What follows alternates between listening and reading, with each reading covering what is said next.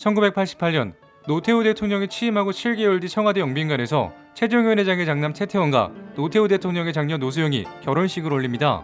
둘은 시카고 대학원 경제학 선후배로 만나 사랑을 시작했다 합니다. 하지만 한 사람은 SK그룹 총수의 장남, 다른 한 사람은 대한민국 최고 권력자인 대통령의 딸로 정경유착이라는 말이 나오기도 충분했죠. 이에 따라 SK그룹의 사업이 확장될 때마다 대통령 사돈기업이라는 이유로 항상 특혜 의혹이 뒤따랐고 노태우 전 대통령의 비자금 사건에도 연루되었다는 꼬리표를 달고 살았습니다. 그리고 현재 최태원 회장과 노세훈 관장은 이혼 소송 중에 있습니다. 노세훈 관장은 이 자료로 최 회장이 보유하고 있는 주식의 42%를 달라고 요청하는데 이는 시세로 환산하면 무려 1조가 넘는 엄청난 금액이고 이를 모두 인정한다면 노 관장은 SK 2대 주주로 올라서게 됩니다. SK그룹 재산 형성에 얼마나 기여했기에 이렇게 요구할 수 있는 걸까요? 정말 이 그룹이 성장하는데 노태우 대통령의 숨은 힘이 작용한 걸까요? 실제로 과거 1970년대만 해도 SK그룹의 전신 성경기업은 10위권 밖에 있었던 기업이었습니다.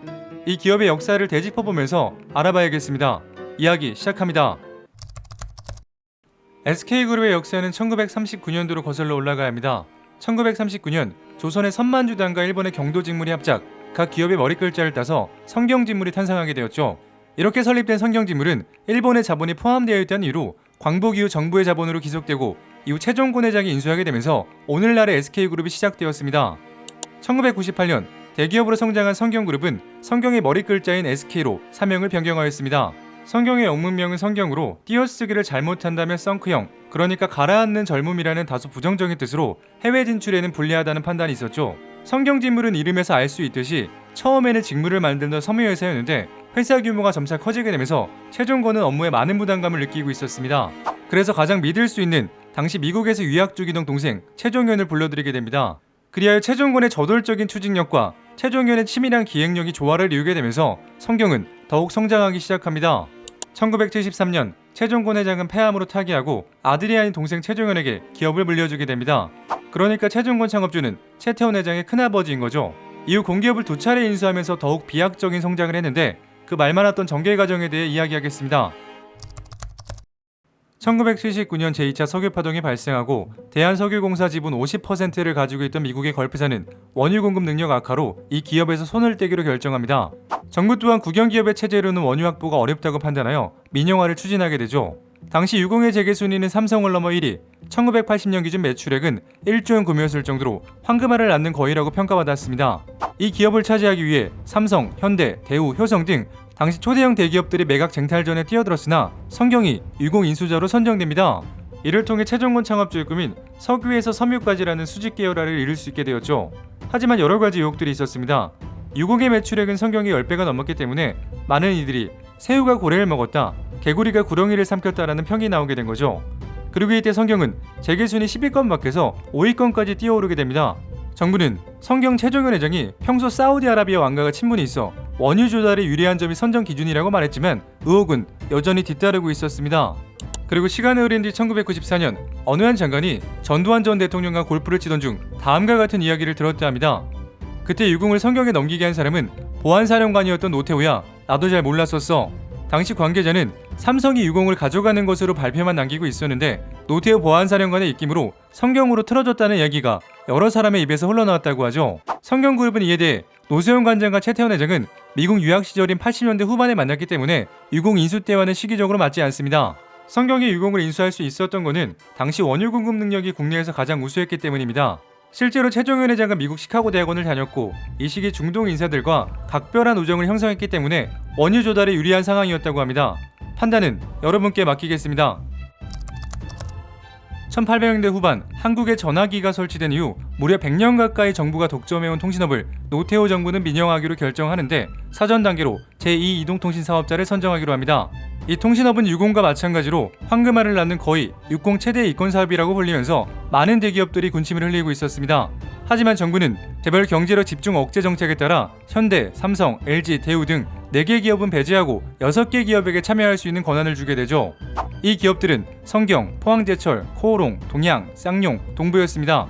하지만 여기서 또다시 성경이 선정되고 노태우 대통령 사돈기업 특혜 논란이 다시 휩싸이게 됩니다. 이 특혜 논란은 기업뿐 아니라 정치권에서도 엄청난 파장을 몰고 오게 됩니다. 노태우 정권 말기 그러니까 대통령 선거가 얼마 남지 않은 시점이었기 때문에 당시 여당 대선 후보였던 김영삼에게도 불똥이 튀게 된 겁니다. 김영삼은 매우 분노하여 노태우 대통령을 찾아가죠. 대통령 선거가 얼마 남지 않았는데 이렇게 방해를 해서야 되겠습니까? 이뿐 아니라 SK그룹 최종현 회장도 찾아가 간곡한 부탁을 하죠. 최 회장, 이유야 어떻든 나는 꼭 대통령이 되고 싶소. 국민들이 저렇게 반대하니 날 좀 도와주십시오. 이렇듯 논란이 불거지자 성경은 일주일 뒤 사업권을 자진반납하게 됩니다. 국민 총화업에 기여한다는 차원에서 이동통신 사업의 추진을 포기하겠습니다.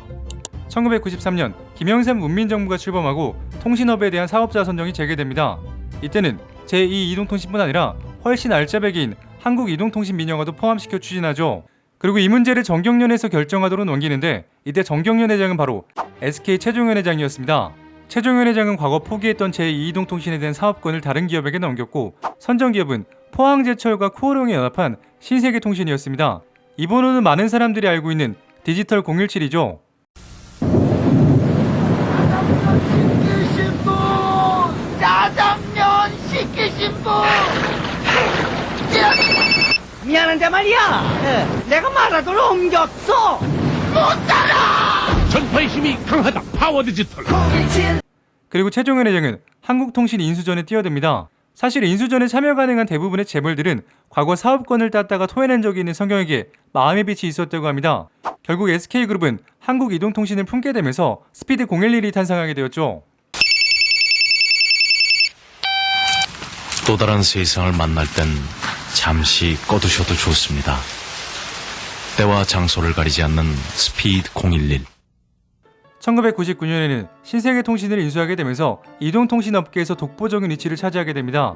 SK그룹은 한국이동통신에 대해 노태우 정부가 아니라 김영삼 정부에서 공개입찰을 통해 정당하게 인수했기 때문에 특혜는 전혀 없었다고 합니다.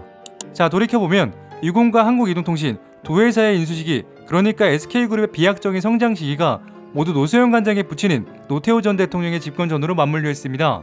이에 따라 노 관장은 재산 형성에 기여한 바가 매우 크다고 주장하고 있는 거죠.